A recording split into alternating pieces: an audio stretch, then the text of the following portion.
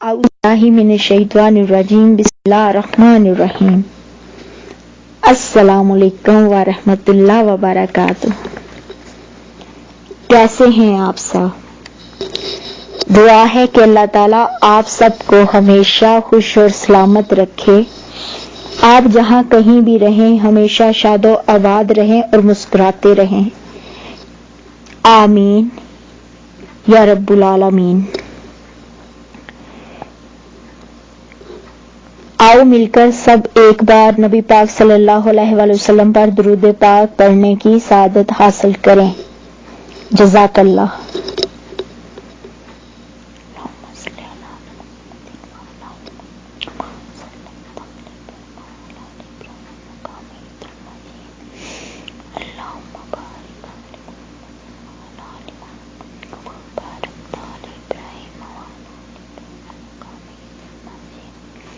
जज़ाकल्लाह खैर।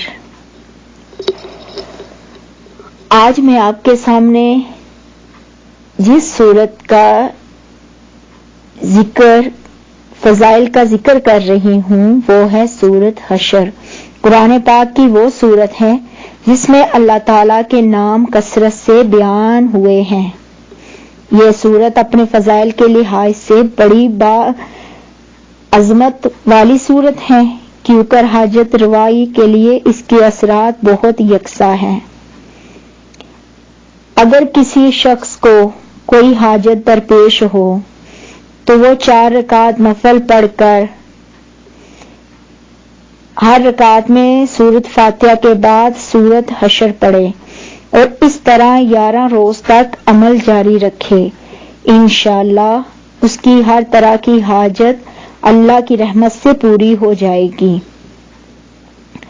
इस सूरत को रोजाना एक बार पढ़ने का मामूल बना लेने से पढ़ने वाले के साथ बका गुनाह माफ हो जाते हैं। अगर इसे 41 रोज तक रोजाना 41 मरतबा पढ़कर अल्लाह के हजूर किसी महरूम की बख्शिश के लिए दुआ की जाए तो अल्लाह ताला उसकी बख्शिश फरमा देंगे। जो शख्स इसे रोजाना किसी खास मकसद की खातिर 11 रोज तक पढ़े इसका मकसद हासिल हो जाएगा।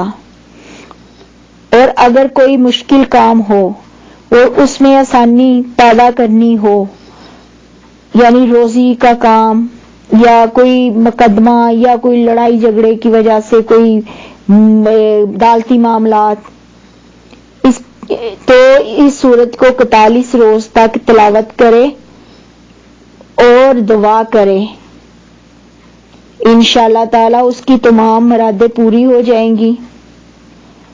अब सूरत हशर की जो आखिरी 3 आयतें हैं इसमें अजीम हैं जिनमें मर्ज की शफा है।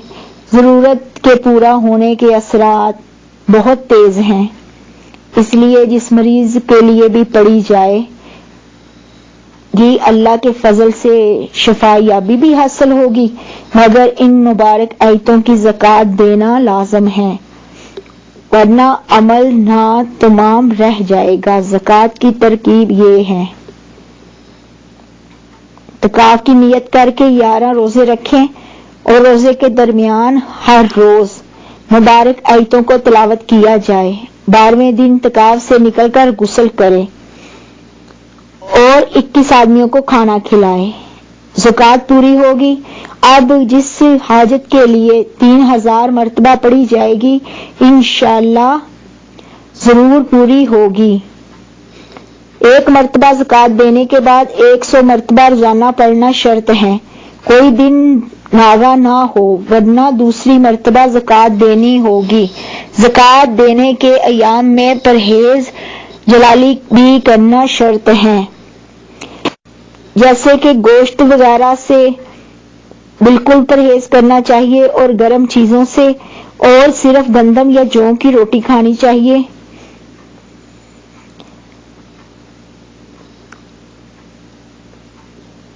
और हजूर सल्लल्लाहु अलैहि वसल्लम ने फरमाया है जो शख्स रात या दिन में सूरत हशर की आखिरी आयतें पढ़े और उसी दिन या उसी रात अगर उसका इंतकाल हो जाए तो यकीनन सूरत हशर की बदौलत जन्नत में दाखिल हो जाएगा।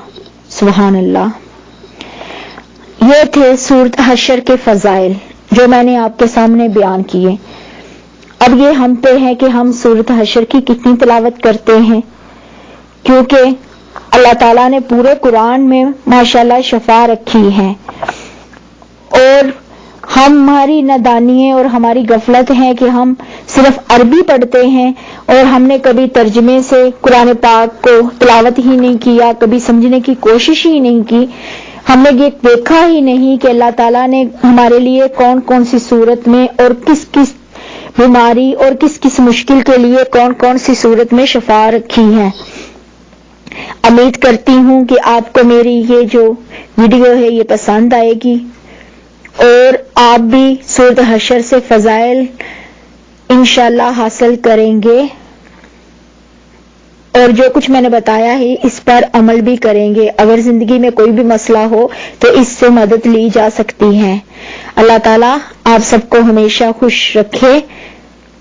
آپ مجھے دعاؤں میں ہمیشہ یاد رکھیے گا، اور میں بھی آپ کے لیے دعا کرتی رہوں گی۔ آسانیاں پیدا کریں، آسانیاں تقسیم کریں، اور دوسروں کی زندگیوں کو آسان بنائیں۔ اللہ تعالیٰ آپ کی دنیا اور آخرت کو آسان کر دیں گے۔ آمین۔ جزاک اللہ خیر۔ اللہ حافظ۔